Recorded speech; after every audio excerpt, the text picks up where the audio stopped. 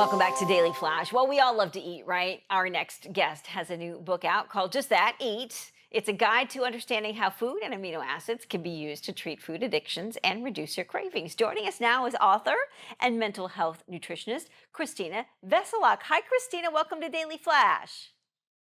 Hi, Andrea. Thank you so much for having me. So you say that going too long without food can lead to depression, anxiety, irritability, even violence. Why is this?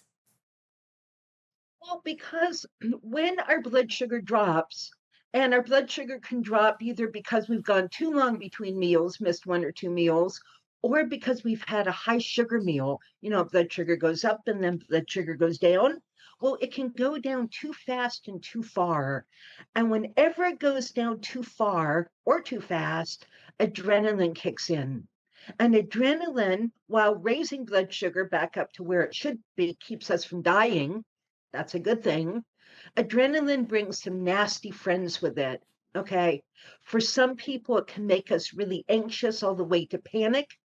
Other people, it can make us irritable and reactive all the way to violence, domestic violence, child abuse, this impulsive stuff that we don't think about ahead of time, but all of a sudden we've just lost control.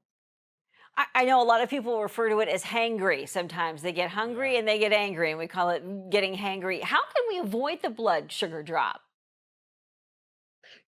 I have found in my work with people, and this is people with depression and anxiety, but also with violence and with addictions of all sorts, not just food addiction, but cocaine and alcohol and cannabis, etc., that if we eat 20 grams minimum of protein. Some people like to eat a lot more protein. Some people can get away with a little less. But eating protein every 3 to 4 hours, really, really consistently, like clockwork, will keep our blood sugar very stable for most people and therefore allow our mood and our energy and our brain to stay very stable as well. You mentioned protein. What are some other foods that maybe we should be eating to stave off the hangry or the irritability?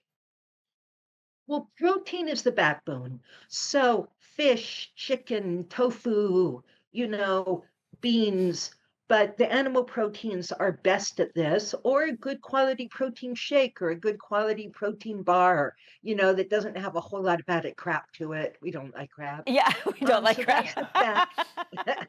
Well, I mean, we love crap, right? Well, we It's do. designed for us to love it, but it's not very good for us. This is true. Um, but eating it every 4 hours, along therefore with other real food, unprocessed food, whole food, your whole grains, a few fruits, but not too many, lots of vegetables.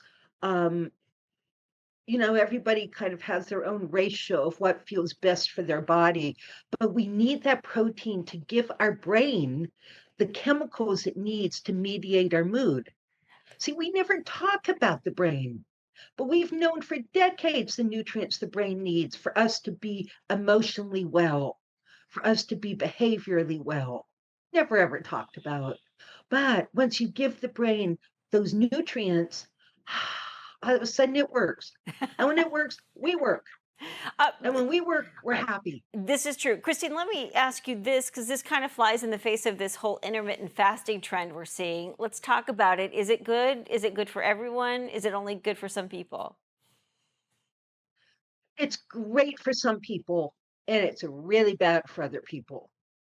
And the way you know if it's right for you is if at the end of your fasting window, you're still okay. You're still stable, you're still calm, you're still happy. And when you start eating, when your eating window opens up, you choose the right foods for yourself. That is great.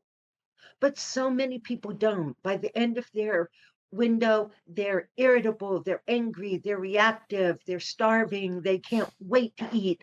And then when they eat everything in sight and they make really poor food choices. Yeah, it's sort of like waking up and just eating a whole bunch of carbs and then you feel horrible the rest of the day. Christine, this has been great information. And for more information on Christine and how to get a copy of her book, Eat, please visit eatforrecovery.com or head to our website, dailyflashshow.com.